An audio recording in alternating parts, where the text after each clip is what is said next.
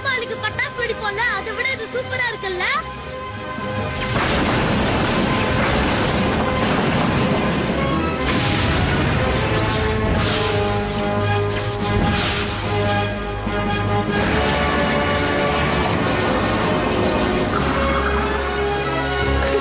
சிந்துபாத், நீ எங்களோட நகரத்தை காப்பாத்திட்ட.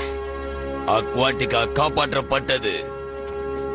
அங்க பாருங்கப்பா, பூமியில விரிசல் விழுந்து தண்ணி எல்லாம் கீழே போகுது.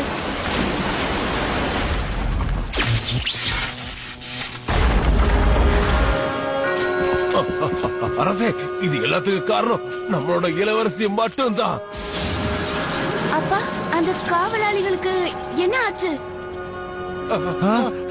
நம்மளோட உருவங்கள் நமக்கு கிடைச்சிடுச்சு. அப்படின்னா நம்ம மனுஷங்களா மாறிட்டோம். போசைடன் கடவுள் கொடுத்த சாபமும் நம்மள விட்டு நீங்கிடுச்சு. காவலாளிகளும் இந்த ஊரும் பழைய நிலைமைக்கு மாறினதுக்கு காரணம் மேல இருக்கே ஏதோ அந்த ஆயுதம் தான். உண்மையிலேயே நான் உனக்கு மனதார நன்றி சொல்றேன். உன்னாலதான் அக்வாட்டிகா காப்பாற்றப்பட்டது. பல வருஷங்களுக்கு அப்புறம் அக்வாட்டிகா நகரத்துக்கு நிம்மதியும் சந்தோஷமும் கிடைச்சது. எங்க பாருப்பா சிந்துபாத், இந்த அக்வாட்டிகா சட்டப்படி நீ தான் இந்த நாட்டோட ராஜாவா ஆகணும். தயவு செஞ்சு இத மறுக்காத. ரொம்ப சந்தோஷம். என்னோட முதல் கட்டளை என்னன்னா, இந்த நாட்டை ஆளக்கூடிய ஒரே தகுதி உள்ளவர் அது நீங்க தான். என்னோட இடம் எதுன்னு கேட்டீங்கன்னா, கடலுக்கு மேல வாழ்றதுதான். அதுதான் எனக்கு பிடிக்கும்.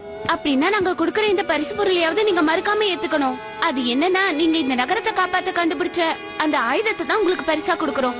பாத்தியா சிந்துபாத், இந்த ஆயுதம் வைரத்தாலையும் தங்கத்தாலையும் செய்யப்பட்டிருக்கு. அதுக்கப்புறம் சிந்துபாத்தும் அவனுடைய நண்பர்களும் மறுபடியும் பயணத்தை ஆரம்பிச்சாங்க. அக்வாட்டிகா நகரத்தையே அவங்க மறந்துட்டாங்க.